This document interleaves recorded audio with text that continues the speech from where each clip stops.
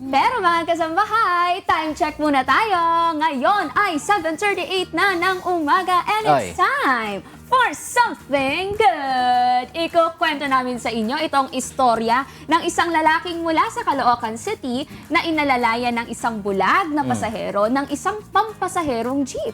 Sa in-upload kasi na video ng isang netizen, makikitang may isang jeep na huminto sa tapat ng isang establishment kung saan may bumabang bulag na pasahero.